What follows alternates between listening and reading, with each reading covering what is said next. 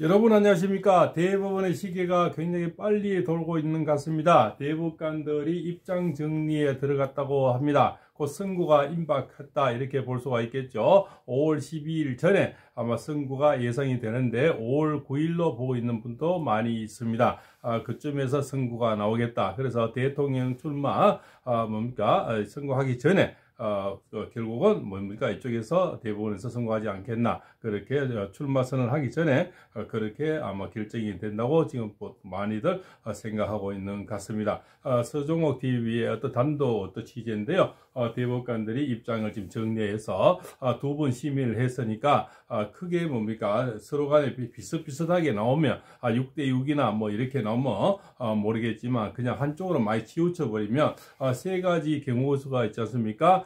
상고 기각, 그래서 파기 환송, 파기 자판. 근데 파기 자판은 거의 지금까지 내린 적이 없기 때문에 우리가 바라는 것은 보수 우파에서는 파기 자판에서 바로 재판을 해서 선고를 해서 이재명의 발을 묶어서 대통령 선거 못 나오게 하는 것이 가장 이상적이지만, 그거는 거의 이례적이고 그런 예가 없다고 합니다. 그래서 파기 자판은 있기는 있지만 20년 동안 내린 적이 없기 때문에, 그 다음 파기 환송 쪽에 이제 무게추가 실릴 수가 있고요. 그래서 그 대신 1심에서는 집행유예 2년, 징역 1년 이렇게 받았지만, 고등법원에서 그지 않습니까? 김문기 사진도 조작이 됐다, 이렇게 확대해 보니까 결국은 인정이 안 된다 이렇게 했지 않습니까? 또 모른다 하는 건 자기 판단 위에 생각이다, 여러 가지 괴담을 늘어뜨려서 말도 안 되는, 그렇지 않습니까? 괴담으로 그냥 용서를 해줘 무죄를 줬는데, 그래서 파기 환송을 해서 다시 유죄를 주라고 이제 고등법원을 내려보내는 이런 확률 50%. 그 다음에 상고 기각, 검찰에서 상고를 했으니까 상고 기각을 하는 50% 이렇게 볼 수가 있다고 합니다. 그래서 조희대 대법원장이 무조건 무죄를 주기 위해서 지금 생쇼를 한다 이렇게 보는 시각도 있는데, 그거는 절대 그렇지 않고, 조희대 대법원장도 절대 까봐야 안다. 그 대법관 한 명 한 명이 무슨 생각을 하는지는 다 알 수가 없다. 그렇습니까? 그래서 이렇게 주심이 모아보고 결국적으로 만약에 비슷비슷할 때는 한두 번 더 열지만 한쪽으로 치우치면은 선고일을 잡을 수가 있다 이렇게 생각이 되고요. 근데 파기 환송 쪽으로 아무래도 무게추가 많이 실리고, 또 선고 기각도 영 없는 생각은 아니랍니다. 1심보다는 2심이 아무래도 고등법원이 상위 법원이니까 그쪽에 편을 들어줄 수도 있다. 그러나 너무나 황당하고 1심, 2심이 너무 황당하고, 또 이 검찰의 상고서가 너무나 알차기 때문에 기각을 주기에도 만만치는 않다. 그래서 50대 50으로 지금 생각을 하고 있다고 합니다. 그래서 결국적으로 4대 거짓말이 있다고 생각이 되는데요.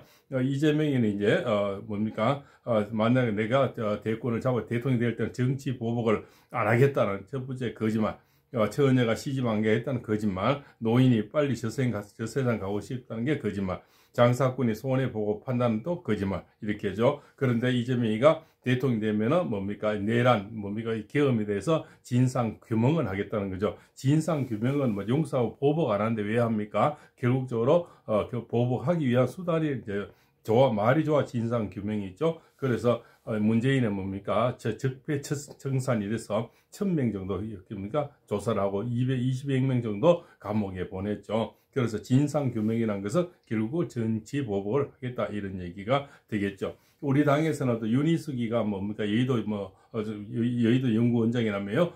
어제가 계엄에 대해서 사과를 한다 이렇게 하는데, 왜 사과를 해야 됩니까? 대통령 법에 있는 대통령이 하나의 통치 치하에서 통치하는 방법인데, 계엄은 당연히 법령이 있는 거고, 그렇다고 누가 사람이 죽였는 것도 아니고, 한 사람 다친 사람 하나 없고, 또 2시간 만에 그렇지 않습니까? 원포인트로 해서 그만뒀고, 또 국회에서 합의가 돼서 결국적으로 200명이 넘어서 결국적으로 해산했고, 그런데 이것을 내란몰이로 돼서 결국 계엄이 망조가 드는 모습이 혁명처럼 이렇게 내란으로 갖다 몰아붙이는데, 대통령 통치하에 있는 법에 있는 것을 했는데, 윤희석의 지가 뭔데 사과를 해야 되겠다 이렇게 머리를 조아리고, 무슨 누구를 도와주려고 저렇게 사과를 하는지 지금 안에서도 부글부글 끓고 있다 이렇게 내용이 나오고 있습니다.